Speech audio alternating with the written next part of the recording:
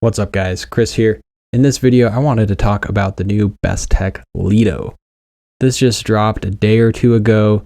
It's designed by Ostap, one of my favorite knife designers, and it's really surprised me. Like, I'm a fan of Ostap, I know his designs are really cool, and I'm a fan of BESTECH. They make some sweet knives, but for some reason I was still just kind of surprised by the overall execution and the quality of this knife. There is one potential issue that I'm not a big fan of that we'll talk about in just a second, but let's start off with the positive.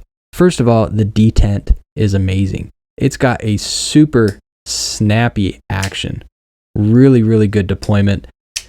And thinking back to like the past 20 or so knives that I've done videos on this channel, this one by far has the snappiest, best tuned detent. And is that kind of a weird thing to focus on? Maybe a little, but I just appreciate a good detent, and it seems like lately I've had quite a few that have been a little bit on the weaker side. And this one, man, it is just perfect. And it could be partly because it's a smaller blade. Maybe, that has something to do with it. Or at least gives them a little bit of an unfair advantage compared to some bigger blades that, don't pop out of there quite the same. But this one, poof, really nice. As far as the construction goes, the blade steel is M390, kind of slobbered in oil over there. And then we've got a titanium frame lock. Well, I guess technically a bolster lock with different inlay materials. And to be honest, this one is probably my least favorite version. It looks good and they did a good job with the wood inlay, but personally I'd probably go for one of the micarta variants. They're just a little bit more my style. And there's also a carbon fiber version. It's a smaller knife. It's kind of in a small to medium category. Let me put a couple of small knives on the table. Here's the Spyderco Dragonfly 2 and the Baby Banter. So you can see it's bigger, longer anyways than both of those, but it's not going to be quite as long as something like the Civivi Elementum. So I know some of you guys prefer to carry bigger knives than I do, but for me, this is a really good size for daily carry. Fits good in your pocket, fits really good in your hand. And it's a pretty ergonomic shape.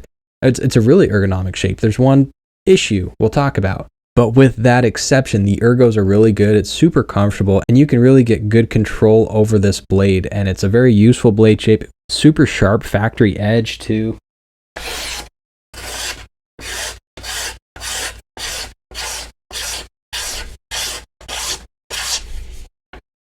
The other thing that's really good on this knife, and I didn't even think about it for quite a while. I mean, I carried this for about a week and I didn't even think about the liner access really at all.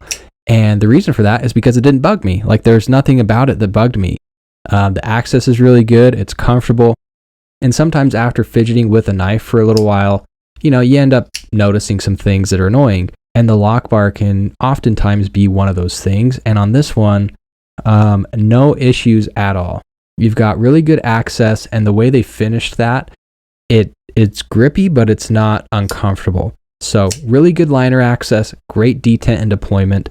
The drop is kind of a soft shake shut. It's not, obviously not like fall shutty or anything, but it's kind of just a soft shake is normally enough to do it. So what's the issue here that I'm talking about?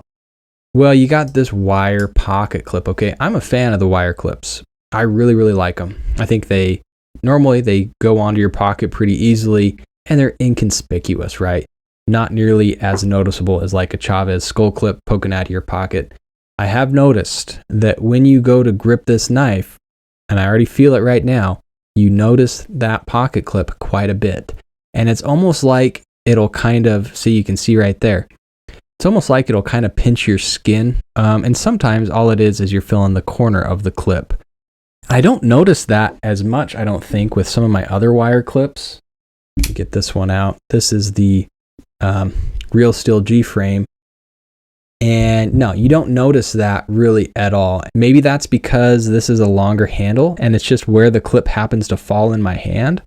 And maybe it has something to do with how thick to thin it goes. I don't know, because this one doesn't bother me at all. Now, the good thing is you can normally find a good spot. Like, maybe initially when you grab it, you've kind of got that pinch or you're feeling the poke of the corner, but you can kind of work it around a little bit and find a spot like right there It's a lot more comfortable. It's not pinching. It's not poking.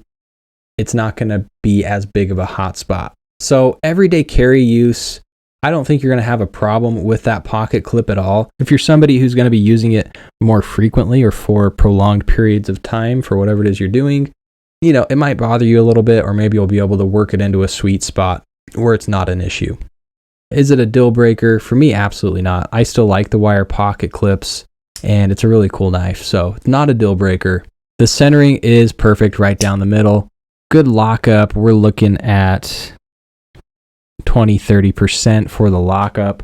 No blade play or blade rock or anything like that. And overall, for me, there is not a lot to complain about. Really impressed with this one. Maybe if OSTAP didn't brand his name so much right there on the blade, but you know, I'd be proud of this knife too. So that is the Lido. Great detent, good compact ergonomic size with a little bit of a hot spot from the wire pocket clip. M390 titanium bolster lock. All right, I'm going to do this one in a separate video. This is the new Bestechman Goodboy button lock, budget button lock. That's it for me, guys. Stay sharp AF.